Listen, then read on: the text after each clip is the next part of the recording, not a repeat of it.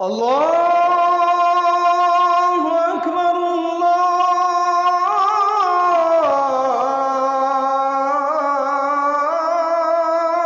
আকবার। পাকিস্তানের বিশ্ববিখ্যাত বুজুর্গ ছিলেন, পাকিস্তানের একসময় মুফতি আজম ছিলেন হযরত মাওলানা মুফতি রশিদ আহমদ লুধিয়ানভি রাহমাতুল্লাহ আলাইহি।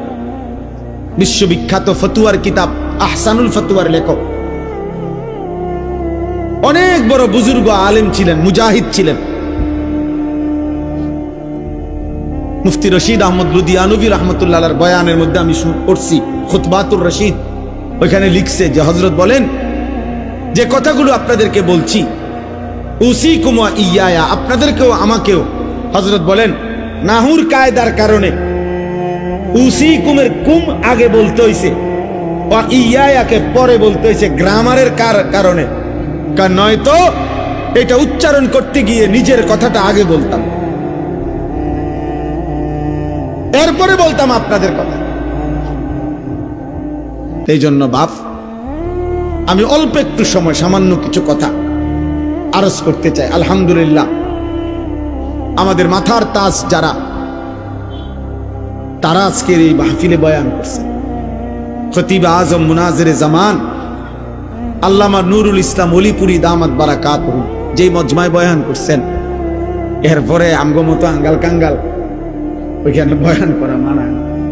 ছোট্টবেলার থেকে ছাত্র জীবন, তালেবে ইলমের পুরাটা জীবন, যতদিন ছাত্র ছিলাম সবচেয়ে বেশি আকাঙ্ক্ষা করতাম যে অলিপুরি সাহেব হুজুরের একটা বয়ান শুনবার জন্য। আমি হুজুরকে নিজে বলছি যে হুজুর আজকে কত বছর বয়ান করে? ওই যে কমপক্ষে 52 বছর বয়ানই করে। বয়স কত, শুরু করছে কত? সুবহানাল্লাহ। আজ থেকে 50 বছর আগেও মনে হয় যেই আওয়াজ, যেই শব্দ, যেই বিশ্লেষণ, 50 বছর পরেও একই শব্দ, একই উচ্চারণ, একই বিশ্লেষণ, অলিপুরি অলিপুরি। আমি এই জন্য প্রায় বলি আল্লামা নুরুল ইসলাম অলিপুরি দামাত বারাকাতুহুম তিনি একটা ব্র্যান্ড, মানে এই নামটাই একটা ব্র্যান্ড। হযরত যা বলেন তা কখনোই অগোছালো হয় না, কখনোই অগোছালো হয় না।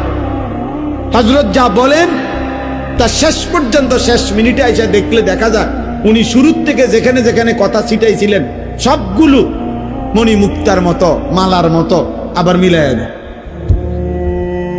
এটা আমি উনার মধ্যেই একমাত্র দেখছি। আমার জীবনেও আমি বহু বক্তার ওয়াজ শুনছি, কিন্তু হয়তো উনার 2 কথা 3 কথা ছুটতে যায়, কথার তালে উনি হয়তো এখান থেকে এটা প্রসঙ্গটাই বাদ দিয়ে লাইছে। কিন্তু হুজুরের সব কথা শুরুর থেকে মনে হয় উনি বাংলাদেশ, ভারত, চীন, জাপান, ইরান, তুরান বহুত জায়গায় গেছে গা, এগুলা কেমনে হুজুরে গোলায় আনবো। ঠিক এই শেষের 10 মিনিট কেউ মনোযোগ দিয়ে শুনলে বুঝে যে হযরত সব কথারে একসাথ করে ফেলছে। আল্লাহ তাআলা এমন মহান ব্যক্তিকে আমাদের মাথার উপরে আফিয়তের সাথে দীর্ঘায়িত করে।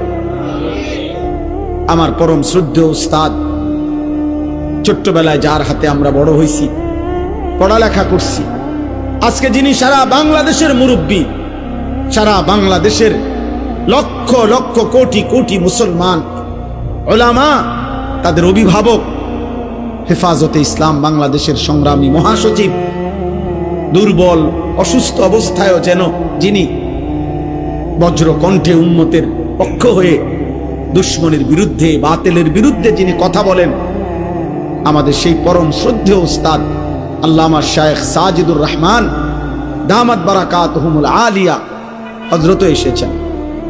আরো শ্রদ্ধেয় অনেক উলামায়ে কেরাম কথা বলছেন।